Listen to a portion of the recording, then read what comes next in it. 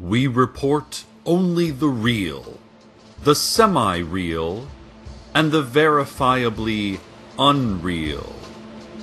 Welcome to Night Vale.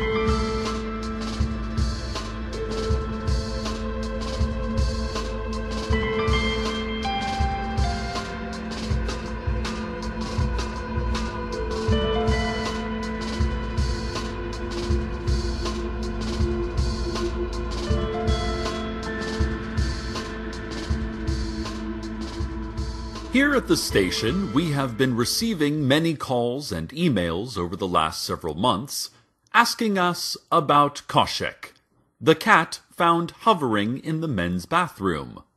Well, he is doing just fine, and thank you very much for your concern. In fact, he recently gave birth to an adorable litter of kittens. How does a he-cat give birth? Well, how does a he-cat hover in an immobile spot in a radio station bathroom? Some things just aren't meant to be questioned. Most things, actually. We slipped a note under station management's door asking if we could keep all those adorable floating kittens.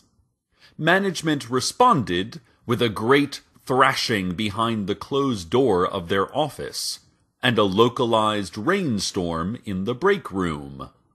We are still working with the station oracle to understand their message, and we will let you know soon what we do with the kittens. Exciting news from the Night Vale chapter of the Boy Scouts.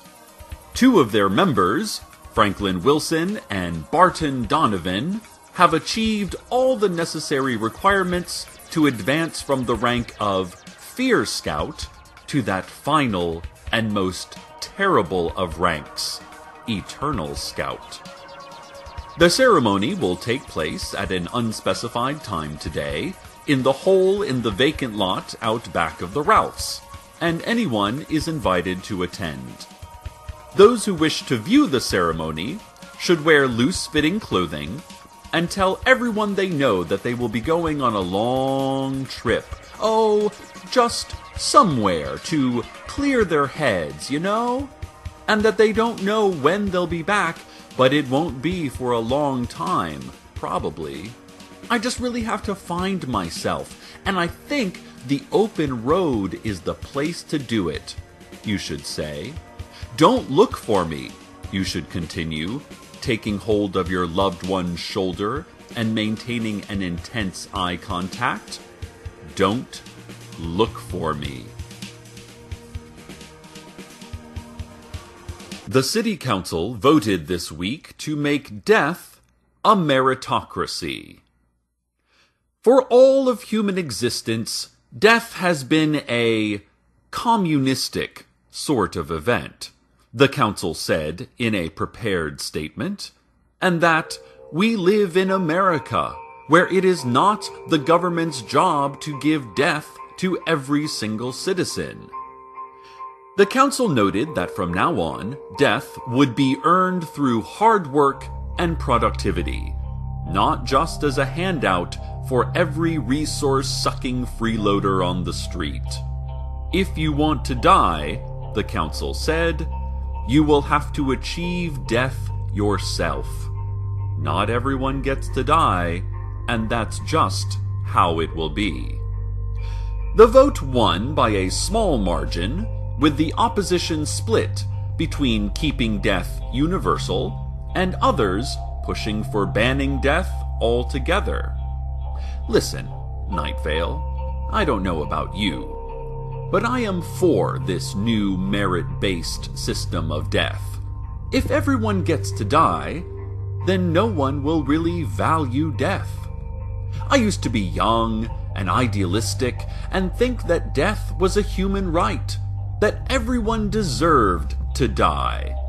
But now I realize that dying is very hard work. I'm working hard every day trying to die. But you don't hear me complaining, oh, government, where's my free death? No. When I die, I want to have earned it. I don't mean to sound insensitive to those less fortunate who don't have the means to die without government help, which is why I support our local non-profit shelters that will help ease our more down-on-their-luck brothers and sisters toward the death they truly want but just can't afford. At her regular daily press conference today, Mayor Pamela Winchell extended a warm congratulations to Franklin and Barton for their eternal Scout achievement. "Fire is actually cold," she shrieked. "It is the cold that burns you." She went on to produce several colorful balloons from her mouth, which she presented to strange, mute children in the audience, children whom none of the reporters remembered having been there just seconds before, and whom none of them recognized. The children thanked the mayor by vibrating and dissolving. The Scouts, meanwhile, have continued preparations for their ceremony. The vacant lot out back of the Ralphs is now covered by a thick burlap tent, and the Scout leaders were seen rolling several oil drums into the tent, drums that rattled as they moved. They also have put up streamers and a hand-painted banner over the tent entrance that reads, "Great job, Frankie and Barty." Great job indeed. Oh, this is so exciting. What a wonderful little town we have. After a long battle with parents over the controversial soda machines in the recently reopened Night Vale High School, the school board has finally capitulated to pressure from the PTA. While the school board, led by the ethereal and menacing Glow Cloud, refused to remove the machines because of the much-needed extra revenue, they concurred that so much corn syrup was simply not good for students' health. As a compromise, the school board agreed to booby-trap the machines with swinging blades and an electrical maze to promote healthier drink choices and physical activity, which can help burn off all that sugar.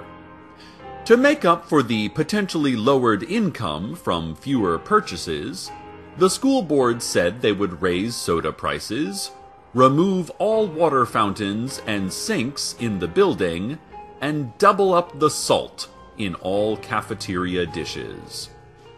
The school board concluded their announcement with the following: "All hail, all praise, all submit before the Glow Cloud."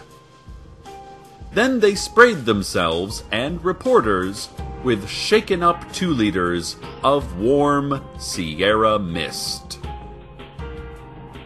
Agents from the vague yet menacing government agency are having their annual recruitment drive at the abandoned missile silo outside of town next week. Those interested in joining whatever vague but important work it is that they do should submit resumes and headshots into one of several secret drop spots around town. At the event itself, the candidates will be ruthlessly interrogated to determine how they found out where the secret drop spots are, what exactly they know about the agency, and who told them. A representative for the agency, speaking through a representative, who in turn spoke through a heavily drugged proxy, said, "Oh, you know, it'll be a lot of the standard job interview stuff. Asking you to name your greatest weakness so that we can use it to turn the screws on you even tighter, breaking you slowly through a series of hypnotic light pulses and disruptive sound patterns, stuff like that. Those who make it through this rigorous process will vanish forever from our lives, presumably to join the vague yet menacing agency in some capacity. Those who fail the process will also vanish. Eventually, given enough time, we all will vanish, even the memories of us corroding and fading. The recruitment drive includes a potluck lunch, and the agency mentioned that they usually are overstocked on desserts and do not have enough main courses, so keep that in mind. If you want to witness the eternal Scout ceremony, now is the time to run to the burlap tent over the vacant lot out back of the Ralphs. Scout leaders indicate that the ceremony will be starting any second now, although much of the ceremony is out of mere human control, and so they could not give a specific time. Scoutmaster Earl Harlan said, "I'm proud to be the first Scout troop to achieve this rank. I'm also terrified to be the first Scout troop to achieve this rank. The two emotions are mixing inside my body, and it's confusing. It's confusing." He shivered. "We could have had something, Cecil. Always remember that," he concluded, clutching my arm before walking, head bowed, out of the studio. Well, I think we're all both proud and terrified most of the time. And that's because we live in the best town in this county, in this state, and in this nation. That's where the pride comes from. The terrified part is because life is terrifying.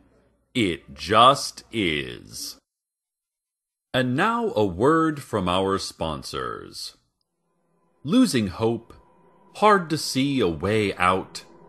Hope, losing it, lost? Lost in a cave?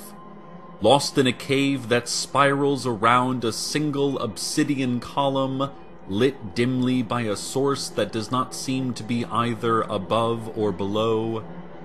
Hard to see? Scrabbling amongst the rocks for any landmark that might tell you from whence you came to where you should go? Depressed?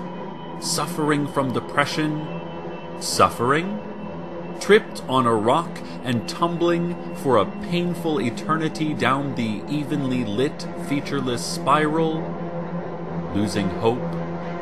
Six Flags Desert Springs, just off exit 64 in Night Vale.